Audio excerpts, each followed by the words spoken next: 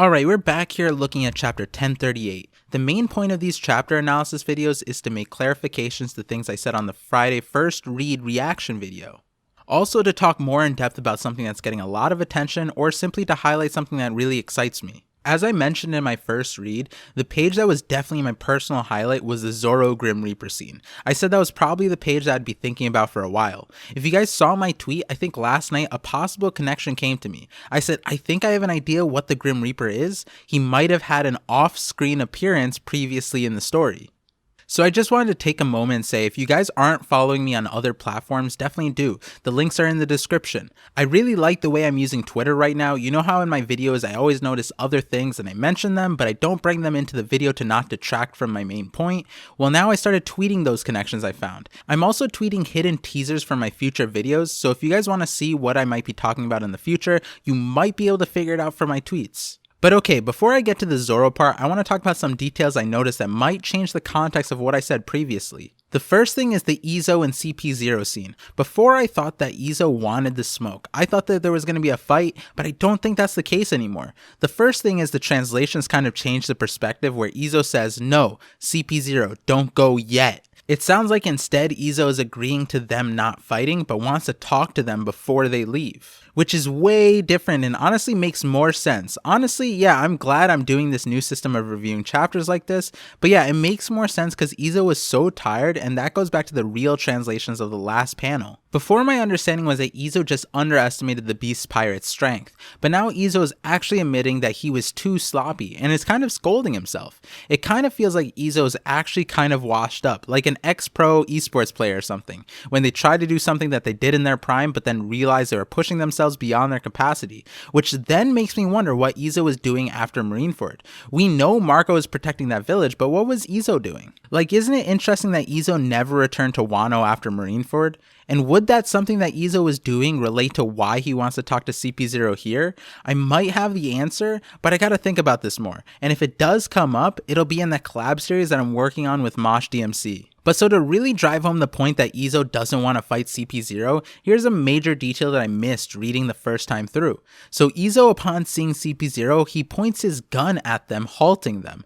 Then as CP0 talks and walks past him, Izo pulls back his gun. If he truly wanted to threaten or fight them, he would not stop pointing his gun at CP0, unless this is some special Izo technique where he can shoot without aiming. But yeah, so it seems like Izo wants to talk to them about something, possibly make a trade or a deal.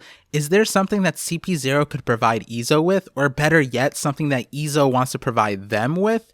Or maybe it has to do with something with Blackbeard.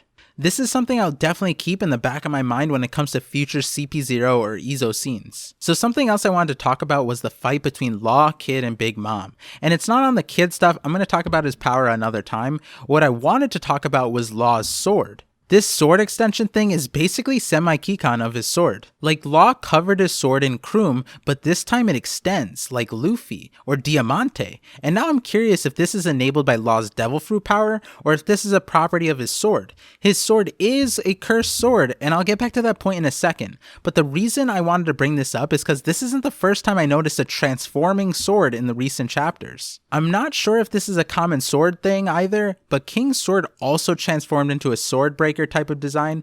1 second it's a normal sword, then the next panel it's a sword breaker. Besides Diamante from the Don Quixote Pirates, I don't think it's standard for us to see like transforming weaponry and specifically swords. There seems to be a whole theme going on in terms of soul and weaponry. I mean, we got the information a few chapters ago about the truth behind cursed swords. And on top of that, the swords possessing an actual personality and ones that can even create tests for the user. It makes me wonder if it's because their swords might be cursed blades that they access some special property of the sword. Which is the perfect segue into the main focus point of this video, Zoro and the Grim Reaper. So there's actually so many possibilities that could have created the situation that we are witnessing. I'm going to talk about 2 or 3 possibilities that got me excited and I think might be plausible. So following the previous line of thinking where cursed swords have tests, this was something explicitly communicated by Zoro that he thinks Enma is testing him. Who's to say the test was ever done? Zoro defeated King, but that wasn't Enma's test. Maybe Enma doesn't even care about King. Maybe Enma isn't satisfied with Zoro's performance and the trials will continue. I did mention before that it felt like Zoro was less fighting King and more proving himself to Enma, and so this Grim Reaper might be the final stage of Enma's test. Enma probably doesn't want to be wielded by someone who fears death, so depending on Zoro's response here, Enma may finally have respect for Zoro. And that takes me back to the Kitetsu's test. Zoro had to bet his arm on Kitetsu to gain favor with the Kitetsu. So the reason why I like this line of thinking is because there's some historical precedent for it. Now I'm fine with new things coming into the story, but I feel like Oda always drip feeds us things we see in the future no matter how far back. And even in this chapter we have seen a sword change forms, and it was Law's sword turning into a longer sword. It is considered a cursed blade, so maybe Zoro's cursed blades turned into a scythe? Maybe that's the actual true form of Enma, and the Grim Reaper is the manifestation of its will. This would also be crazy because guess what happened 100 chapters ago? Zoro is caught wielding a scythe in his mouth against Killer. That might have been foreshadowed that one of Zoro's blades would become and could transform into a scythe. And again, in Onigashima, there are now 2 instances of swords being able to transform shapes without Devil Fruit aid. We see King's turn into a sword breaker, and now Law's extends into I don't even know what it should be called. So why wouldn't it be possible for one of Zoro's blades, specifically the sword named Enma, King of the Underworld, to turn into a scythe? And the scythe being a crazy weapon transformation again, because in my Zoro power up video, I said it seems like Zoro is going to get some sort of soul cutting ability, and what better weapon to do that with than a scythe, which is normally used to sever people's souls. So again, I like this idea because after walking through it, there are connections that make it make sense. But so now I want to talk about this scene, but from a different angle. It's important to look at the progression of the scenes, and right before the Grim Reaper scene, it's prefaced by Chopper and Miyagi repeating the effects of the medicine. In exchange for a temporary burst of extreme healing, he'll have to suffer twice the damage later. He was so injured he couldn't move, and now it's doubled. So now going back to the Zoro scene, he can't move, and that matches up that before he couldn't move either. But what's interesting is it doesn't look like he's suffering twice as much. So does that mean the medicine actually wore off, or is this Grim Reaper a part of the effect of the medicine? Now, one idea I saw floating around a lot is that this is a gag scene, and it could be, but it feels more serious than that. Is this hallucination because of the medicine or because Zoro is so close to death? I like this idea too, but I'll bring this back up later. In terms of the medicine, the 2 main things that we know is that there's an ultra regenerative effect and it's temporary, and in return you suffer twice as much later. So is this Grim Reaper the one who comes back and makes you suffer twice as much later? But okay, so the thing that starts off the main topic that I wanted to get to is actually the panel that comes after this medicine's introduction. But I got to the parallel without seeing this panel. So I just want to walk you guys through my thought process here. So a medication that allows for ultra regeneration, primarily temporarily, and one ultimately forces your body to push through whatever it's dealing with. Is this something that we've seen before in the story? Yeah, there was. The thought that immediately came to my head was Luffy taking the hormone boost that Ivankov gave him. And that parallels with what Zoro says here in Onigashima near perfectly. Both of them beg for the medicine so that they can fight right now, regardless of the consequences later. They were both in situations where it required them to function in that moment, and if they hadn't performed in that moment, then to them, anything after was the equivalent of death anyways. Honestly, both of them cheat death with the same mindset. But so this scenario is what the medicine reminded me of. But that's not what I think might parallel with Zoro's Grim Reaper scene. It's actually a little earlier in Impel Down. Actually, we are on chapter 1038, so exactly 500 chapters ago, Luffy underwent the hormone drug infusion to recover. The premise of the drug being given to Luffy and what he went through, I want to connect in a second. But basically, Ivankov says this: we're talking about a life. Do you know what it means to save a life that is beyond saving? You call me a miracle worker, but I'm no god. Miracles only happen to those who never give up. Never underestimate the power of miracles. So I said this to kind of tease you guys, but this whole section contains countless references to the gates of hell and the valley of death. So let me rewind to an earlier chapter. Let's start on chapter 536. So to give you context, this is before we know Ivankov's presence on Impel Down. Luffy had just fought Magellan and he was badly poisoned, sent to the frozen level 5 to basically die. Bon Clay disguises himself as the Underwarden Hannibal, and along with Buggy and Mr. 3, they go to try and save Luffy. So this is the first reference. So before entering level 5, Bon Clay notices that Ivankov's name is crossed off, and wonders why. He asks the guard why that was, and this is what the guard had to say. Once in a while, prisoners go missing from Impel Down. It's clear that they haven't escaped. These are prisoners who aren't able to move, but suddenly they're gone. They call it the Demon's Invitation. Do you guys not have goosebumps yet? Does that not sound like exactly what is going on with Zoro? He's not able to move, and he has the literal Grim Reaper in front of him. Sounds like a demon's invitation. But wait for this next line. They're unexplainable disappearances. The prisoners live in fear of it. They think they've been dragged down to the gates of hell. That's why they call it the Demon's Invitation. Okay, and this is chapter 536. Let's see what happens 500 chapters later on chapter 1036. Oh, okay, Zoro proclaims he is the king of hell, and he's wielding the king of the underworld, Enma. Of course a demon is going to invite the king of hell. It'd actually be rude for the demon not to invite Zoro at this point. Okay, but jokes aside, let's remember where Luffy is in. He's in what is called the Frozen Hell. So let me skip down to see how Luffy is doing. Luffy is locked in a cell and there's a bunch of onlookers. Luffy is smashing himself to break out despite his condition. He's writhing in pain, and this is what is said. Stop that, it's no use. You've absorbed too many poisons, you're a goner.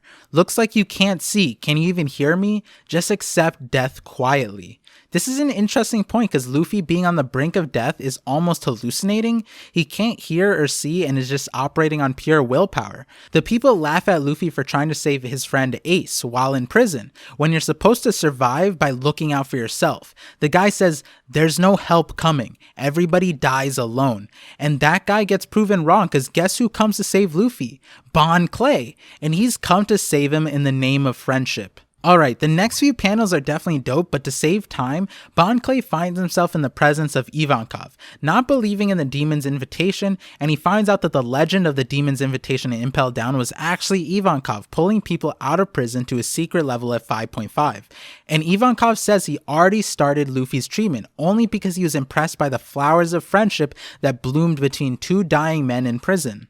And we finally get to chapter 538, and this is the first panel. And I think this is significant because in the story, technically Ivankov is the person behind the Demon's Invitation. And he says, 10 years of your life. That's what it'll cost to save you, Straw Hat Boy. Maybe this is the ultimatum that Zoro will get by his respective demon. The way I'm seeing it is that the Demon's Invitation might actually just be a real legend, and the presence of Ivankov's role in Impel Down debunked that legend, but instead Zoro is actually facing the real Demon's Invitation right now. And to be honest, there's a few times in the One Piece story where we hear in-story legends like the Invisible Fairies, for example, on Dressrosa, and they end up having some truth to it. We're also getting things like that for Joy Boy and the Sun God Nika. So maybe the Demon's Invitation is another legend like that. And actually Luffy might have faced it too, but we wouldn't know, and here's why. So a little bit later on, Ivankov explains what he did to Luffy. He stimulated Luffy's natural immunity factors to enable him to fight the poison, and describes it as, his body is now breaking down and regenerating at an incredible rate. Only by enduring that pain can he escape death. Tying back to the current story, Zoro took a medicine that is supposedly to do essentially the same thing. Forced regeneration, and maybe right now Zoro's going through what Luffy went through next, and that's the only way he can escape death. So let's look at Luffy. Luffy is chained down, he can't move, and Bon Clay says his body is being torn apart. How is his body getting torn apart if he is chained down? The problem here is that where Luffy is. He's in a dark room that we can't see. He's chained up, no one else is there, and the doors are locked, so we can't see what's going on. But Ivankov said it would take 2 days for Luffy to recover, but yet something happened that sped up the process, and we see all this blood pouring out of the door. Does that make sense for Luffy to be bleeding like that? What if Luffy got a Demon's Invitation while he was in there? Maybe that demon is what gave Luffy an offering that sacrificed lifespan to recover fully without needing the full recovery time. What if Zoro is facing right now is exactly what Luffy faced exactly 500 chapters ago? I know it sounds crazy, but Zoro having similar circumstances as Luffy, and with all these other parallels, and with a Grim Reaper in front of Zoro, it might be possible that this is what Zoro is experiencing, a demon's invitation, where he has to endure pain like no other and survive through his willpower. It might end up resembling the nothing happened scene.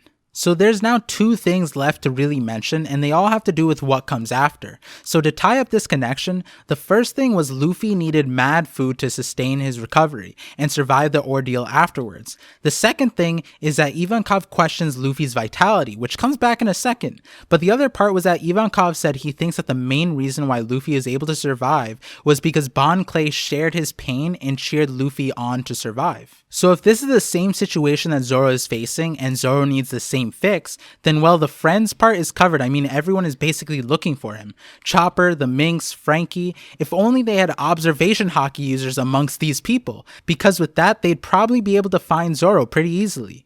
Oh, and who is an observation hockey user that might play this role, and honestly, in my opinion, might parallel Bon Clay? Probably Sanji. Sanji could provide him the food and nourishment, and the parallel might make a lot of sense since Ivankov is the one who saved Luffy with hormone infusion, whereas Sanji, who trained with Ivankov during the time skip, would be the parallel of Ivankov here, and has his attack cuisine, and as I mentioned in all of my Sanji videos, a multitude of ways to save Zoro. Sanji could be the miracle worker in this situation.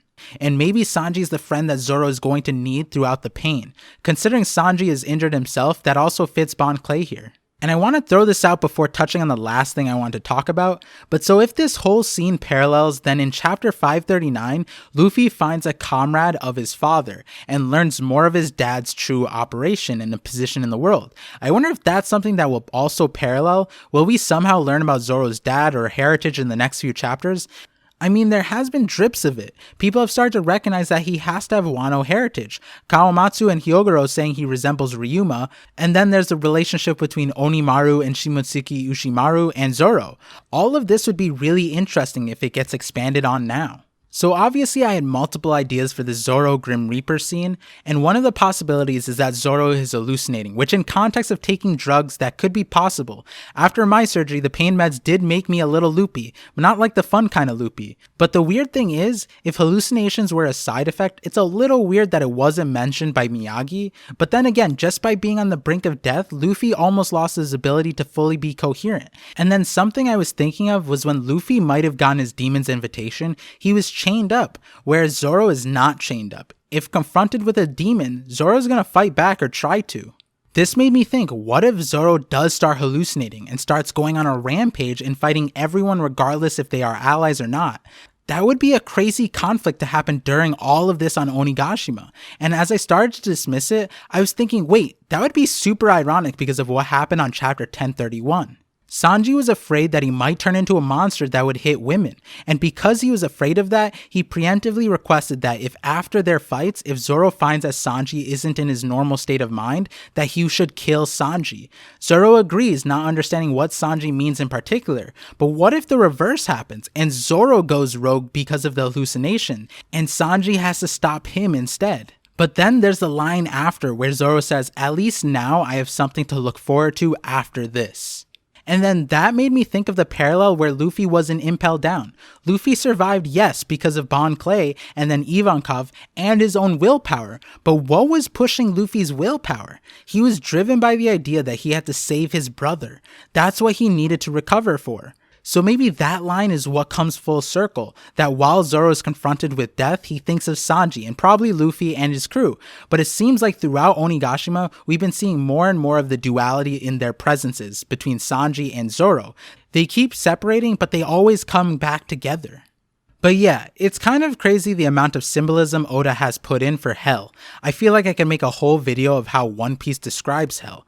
And it seems like to get out of hell, you need friends, food, and a goal. And not just any goal, a goal that lets you summon every last ounce of willpower. I can honestly relate to that. I wonder how this will pan out in Wano.